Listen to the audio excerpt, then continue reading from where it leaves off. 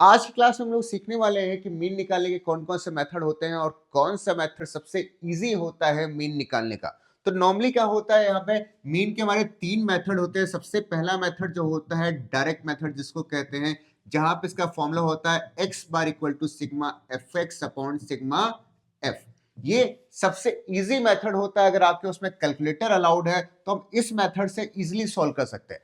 दूसरा मेथड हमारा होता है शॉर्टकट मेथड। शॉर्टकट मेथड क्या होता है, ये क्वेश्चन को थोड़ा सा इजी बना देता है और इसका फॉर्मूला होता है x bar equal to a plus sigma f d x upon sigma f. और तीसरा मेथड हमारा होता है स्टेप डेविएशन मेथड। ये पूरा का पूरा शॉर्टकट मेथड की तरह ही होता है, बस थोड़ा सा एक चेंज होता है यहाँ पे कि a plus sigma f d x upon sigma f common रहता है। बट क्वेश्चन को थोड़ा सा और इजी बनाने के लिए हम यहाँ पे आई से मल्टीप्लाई कर देते हैं। अब ये तीन मेथड्स होते हैं जो सबसे ज्यादा यूज होता है हमारा। अगर आपके पेपर में कैलकुलेटर अलाउड नहीं है तो सबसे ज्यादा जो मेथड यूज होता है वो यूज होता है स्टेप डेविएशन। बट जो सबसे इजी मेथड पड़ता है वो कौन सा मेथड पड़ता है हमारे लिए, डायरेक्ट मेथड पड़ता है। ये मोस्ट सुटेबल मेथड होता है। अगर आपकी थोड़ी सी मैथ्स अच्छी है, मल्टीप्लाई इजिली कर लेते हैं, तो हम कौन सा मेथड प्रेफर करते हैं, डायरेक्ट मेथड। लेकिन अगर आप चाहते हैं कि क्वेश्चन हमारा इजिली सॉल्व हो जाए, ज्यादा टाइम ना लगे, तो वहां पे सबसे प्रेफर्ड मेथड कौन सा होता है हमारे लिए, स्टेप डेविएशन मेथड। तो आज की क्लास में हम लोग क्वेश्चन सॉल्व करने वाले हैं एक डायरेक्ट मेथड से और दूसरा स्टेप डेविएशन मेथड से। तो फिर शुरू करते हैं अपने सबसे पहले क्वेश्चन से, जिसमें हम लोग मीन निकालने वाले हैं, वो भी डायरेक्ट मेथड से। तो क्वेश्चन हमने कॉन्टिन्यूअस सीरीज का लिया है क्योंकि पेपर में ज्यादातर हमारा कॉन्टिन्यूअस सीरीज ही आता है। तो क्वेश्चन हमारा कुछ ऐसे दिया होगा, सबसे पहला कॉलम दिया है यहाँ पे क्लास इंटरवल और दूसरा दिया हुआ है फ्रीक्वेंसी। हमें मीन निकालने के लिए जो सबसे पहली चीज निकालनी पड़ती है वो निकालनी पड़ती है यहाँ पे एक्स, जिसको हम लोग कहते हैं यहाँ पे मिड वैल्यू। मिड वैल्यू निकालने का जो फॉर्मूला होता है बहुत इजी होता है। हमें क्या करना है, क्लास इंटरवल को देखना है। उसमें दो वैल्यूज दी होती है, एक वैल्यू होती है लोअर वैल्यू और दूसरी वैल्यू होती है अपर वैल्यू। मिड वैल्यू निकालने के लिए हमें क्या करना होता है, इन दोनों नंबर्स को ऐड करते हैं और ऐड करने का जो आंसर आता है उस आंसर को हमें क्या कर देना होता है, 2 से डिवाइड। यानी सबसे पहला अगर निकालना है तो 0 प्लस 10 डिवाइड बाई 2। तो 10 प्लस 0 कितना हो गया, 10 हो गया। डिवाइड करेंगे 2 से, आंसर कितना आ गया हमारा 5। ऐसे अगला करेंगे यहाँ पे तो 20 प्लस 10 कितना हुआ हमारा 30। 30 को डिवाइड किया 2 से तो आंसर कितना आ गया हमारा 15। अगला 30 प्लस 2 कितना होता है हमारा 50। 50 को डिवाइड किया 2 से तो आंसर कितना आ गया 25। तो ऐसे ही करते हुए हमें अपनी सारी मिड वैल्यू निकाल लेनी। अब आगे क्या करना है, हमें मीन निकालना है डायरेक्ट मेथड से। तो मैंने इसका फॉर्मूला लिखा था x bar equal to sigma f x upon sigma f. हमें क्या करना होता है, सिर्फ दो चीजें यहाँ पे चाहिए होती हैं। एक हमें सिग्मा एफ का टोटल चाहिए, तो हमारी जो फ्रीक्वेंसी दी है हम इसका टोटल कर लेते हैं सबसे पहले। तो ये आ जाएगा तुम्हारा 4 3 9 2 11 13 14 और ये 17। तो सिग्मा एफ हमें पता चल गया, कितना पता चल गया यहाँ पे 17। मीन निकालने के लिए जो हमें दूसरी चीज चाहिए वो क्या चाहिए, सिग्मा एफ एक्स का टोटल। तो उसके लिए हम एक बगल में कॉलम बना लेंगे जिसका नाम रखेंगे एफ एक्स। निकालने का तरीका क्या होता है, जो क्वेश्चन में फ्रीक्वेंसी दी हुई है उसको अपनी एक्स यानी मिड वैल्यू से क्या कर देते हैं, मल्टीप्लाई कर देते हैं। तो पहला हमारा कितना दिया हुआ है 5। 5 को 4 से मल्टीप्लाई करेंगे तो कितना हो जाएगा ये 20। 15 3 जा 45, 25 2 जा 50, 35 3 जा 105 और ये 45 4 जा 180 और लास्ट 55 1 जा 55। अब हमें लास्ट में क्या करना है, जो हमने मल्टीप्लाई करके निकाला है इसका टोटल कर लेना होता है। तो इसका टोटल हमारा आ जाएगा 455। अब हमें क्या करना है, मीन निकालने के लिए जो हमने ये टोटल किया हुआ है इस टोटल को अपनी फ्रीक्वेंसी के टोटल से डिवाइड कर देंगे तो जो फाइनल आंसर आता है वही आंसर हमारा क्या होता है, मीन होता है। तो डिवाइड करने के बाद जो आंसर हमारा आएगा वो आएगा 26.76। तो ये हमारा मीन निकल के आ गया किस मेथड से, डायरेक्ट मेथड से। तो आपने देखा कि डायरेक्ट मेथड जो हमारा होता है वो सबसे इजी मेथड होता है। इसमें हमें बस एक एक्स्ट्रा कॉलम बनाना पड़ता है जिसका नाम होता है एफ एक्स। उसी का टोटल करना है और उस टोटल को फ्रीक्वेंसी से टोटल से डिवाइड कर देंगे तो जो आंसर आएगा वही आंसर हमारा क्या होता है, मीन। अगले क्वेश्चन में हम लोग मीन निकालने वाले हैं स्टेप डिवीजन मेथड से। फिर दोनों को कंपेयर करके आपको पता चल जाएगा कि कौन सा मेथड हमारे लिए इजी रहेगा पेपर में मीन निकालने के लिए। अगर पेपर में मेंशन नहीं है कि आपको वही फॉर्मूला यूज करना है तो आप अपनी मर्जी से जो फॉर्मूला इजी लगता है उससे मीन निकाल सकते हैं। अब आगे हम मीन का दूसरा क्वेश्चन सॉल्व करने वाले हैं, वो भी स्टेप डिविजन मेथड से, जहां पे फॉर्मूला होता है x bar equal to a plus sigma f d x upon sigma f into i. Question हमने फिर से कॉन्टिन्यूअस सीरीज का लिया है, जिसमें क्लास इंटरवल दिया हुआ है, फ्रीक्वेंसी दी हुई है। सबसे पहले में सॉल्व करने के लिए क्या निकालना पड़ेगा यहाँ पे x, तो सॉल्व करके x निकाल लेते हैं। x वैसे ही निकालना है जैसे हमने पिछले क्वेश्चन में निकाला था, दोनों नंबर्स को ऐड करके डिवाइड किससे कर देना है, 2। तो पहला 10 प्लस 0 कितना होता है, 10 डिवाइड के 2 से, तो आंसर कितना आ गया हमारा 5, 15, 25, 35, 45 और ये 55। तो ये हमारा सबसे पहला कॉलम बनके तैयार हो गया, जिसका नाम है x। अब इसके बाद हमें अगला कॉलम बनाना होता है, जिसका नाम होता है dx। फॉर्मूला होता है x minus a upon I. अब स्टेप डिविजन मेथड से सॉल्व कर रहा है, तो यहाँ पे हमें एफ डी एक्स नहीं निकालना होता है, बल्कि क्या निकालना होता है, पहले dx निकालना होता है। dx क्या होता है हमारा, a यानी अज्यूम्ड मीन से डेविएशन होता है।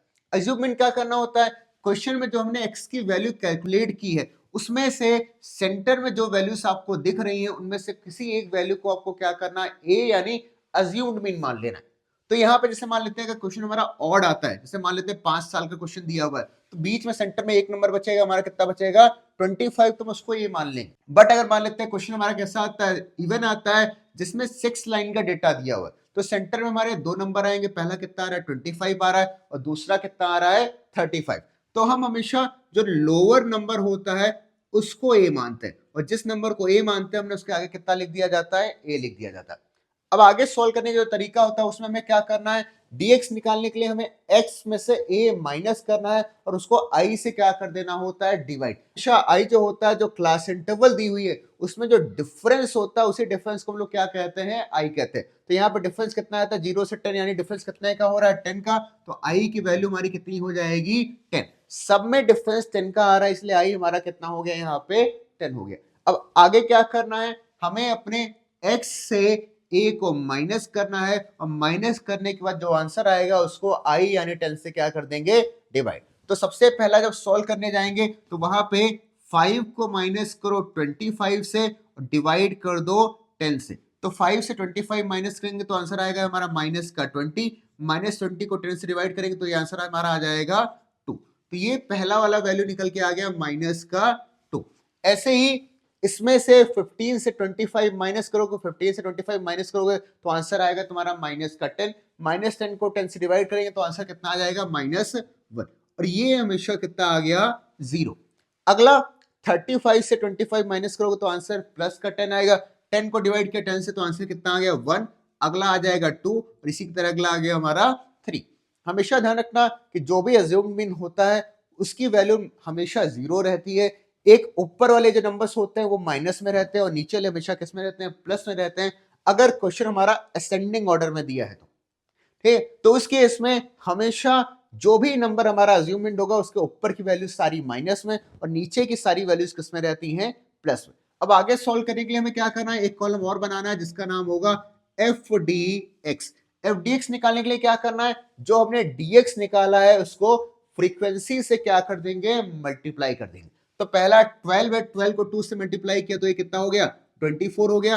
18 को 1 से मल्टीप्लाई किया तो ये माइनस का 18 हो गया। अगला 27 को 0 से मल्टीप्लाई किया तो कितना हो गया, 0। 20 को 1 से मल्टीप्लाई किया तो कितना हो गया, 20। 17 को 2 से मल्टीप्लाई किया तो ये हो गया 34, और 6 को 3 से मल्टीप्लाई किया तो ये हो गया 18। हमें एफ डी एक्स निकालने के लिए जो हमने dx निकाला है उसको अपनी फ्रीक्वेंसी से क्या कर देना है, मल्टीप्लाई। अब कॉन्टिन्यूअस सीरीज क्या करता है, क्वेश्चन हमारा इजी बना देता है। इजी कैसे बना देता है कि सारी dx की वैल्यूज हमारी 1 2 3 4 ऐसे आती है, और उसको फ्रीक्वेंसी से मल्टीप्लाई करना इजी हो जाता है। अगर कैलकुलेटर अलाउड नहीं है, या फिर मान लेते हैं पेपर में कैलकुलेटर ले जाना भूल जाते हैं, तो वहां पर ये मेथड हमारे लिए बहुत ईजी पड़ता है, क्योंकि इसमें सॉल्व करने के लिए हमें कैलकुलेटर का यूज नहीं करना है। हम मल्टीप्लाई डायरेक्टली कर सकते हैं। 18 को 1 से मल्टीप्लाई किया तो कितना आ गया, माइनस का 18। बट बाई चांस इसको हम डायरेक्ट मेथड से सॉल्व करते तो वहां हमें क्या करना पड़ता, 18 को 15 से मल्टीप्लाई करना पड़ता, यहाँ 27 को 25 से मल्टीप्लाई करना पड़ता, तो मल्टीप्लाई बड़े हो जाते हैं। उसी को इजी बनाने के लिए हम क्या करते हैं, x का यूज ना करके किसका यूज किया जाता है, यहाँ पे dx। तो ये हमारा स्टेप डिविजन मेथड का बेनिफिट है। अब आगे हमें क्या करना है, जो वैल्यूज यहाँ पे बताई गई हैं उन दोनों वैल्यूज का टोटल कर लेना है। तो सबसे पहला टोटल जो हम करेंगे वो किसका करेंगे, एक टोटल में करना है सबसे पहला सिग्मा एफ डी एक्स का। तो एफ डी एक्स का जो टोटल करने का तरीका होता है वो ऐसे करते हैं कि जो माइनस के नंबर्स दिए होते हैं उन माइनस के नंबर्स को एक साथ जोड़ के लिख देते हैं। तो ये 24 प्लस 18 कितना आ गया, माइनस का 42। आगे क्या करना है, जो प्लस के नंबर्स दिए हुए हैं उन सारे नंबर्स को जोड़ के एक साथ लिख देना है। तो ये आ जाएगा हमारा 72। अब इन दोनों का टोटल अलग अलग करने के बाद हमें क्या करना होता है, इन दोनों नंबर्स को आपस में माइनस कर देते हैं और माइनस करने का जो आंसर आता है उसको नीचे लिख देते हैं। तो 72 से 42 जाएगा तो आंसर कितना आएगा, 30। जो वैल्यू इन दोनों में से बड़ी होती है वो आंसर यहाँ पे नीचे आता है। तो मान लेते हैं प्लस की वैल्यू बड़ी थी तो आंसर यहाँ पे कितना आया है, प्लस का 30 आया है। बाई चांस माइनस की वैल्यू बड़ी होती तो आंसर कितना आता हमारा, माइनस का 30। दूसरा टोटल हमें फ्रीक्वेंसी का करना है, तो फ्रीक्वेंसी का टोटल यहाँ पे आ जाएगा, सिग्मा एफ की वैल्यू आ जाएगी यहाँ पे 100। अब सॉल्व कर लेते हैं। तो सॉल्व करने के लिए हमें यहाँ पे सबसे पहली चीज जो चाहिए होती है वो क्या चाहिए होती है, ए। तो ए हमने यहाँ पे कितना लिया था, 25। तो ए की वैल्यू यहाँ पे हो जाएगी 25 plus sigma f d x. तो सिग्मा एफ डी एक्स अभी हमने निकाला है, कितना निकाला है, 30। तो ये 30 हो जाएगा। डिवाइड करेंगे उसको सिग्मा एफ से, तो सिग्मा एफ हमारा कितना दिया हुआ है यहाँ पे, 100। और मल्टीप्लाई करना है आई से, तो आई की वैल्यू हमने अभी कितनी निकाली थी, 10। अब इसको सॉल्व करने का तरीका क्या होता है, ये जो वैल्यू ए की वैल्यू होती है इसको एज इट इज ऐसे लिख देते हैं, ये पूरी वैल्यू सॉल्व कर लेते हैं। यहाँ पे सॉल्व करने के लिए हमें एलसीएम नहीं लेना है, इसको डायरेक्टली कर सकते हैं। तो 30 को 10 से मल्टीप्लाई करेंगे कितना हो जाएगा, ये 300। और नीचे डिवाइड कितना है, 100। अगले स्टेप में इसको इससे डिवाइड कर लो, तो 25 प्लस ये डिवाइड करके कितना आ जाएगा, 3। और ये मीन की वैल्यू हमारी फाइनल आंसर निकल के आ गई 28। तो ये दो तरीके होते हैं मीन सॉल्व करने के, पहला डायरेक्ट मेथड है और दूसरा ये हमारा स्टेप डेविएशन मेथड है। दोनों मेथड में इजी जो हमारे लिए पड़ता है वो डायरेक्ट मेथड पड़ता है, अगर आपके पास कैलकुलेटर अलाउड है। अगर नहीं अलाउड है तो सबसे इजी मेथड जो हमारे लिए पड़ता है वो पड़ता है स्टेप डेविएशन मेथड। आप अपने कंफर्ट के हिसाब से जो इजी लगे वो मेथड सॉल्व कर सकते हैं। नेक्स्ट वीडियो में हम लोग सीखेंगे कैसे कॉन्टिन्यूअस सीरीज में हम लोग मोड निकालते हैं और मीडियन निकालते हैं।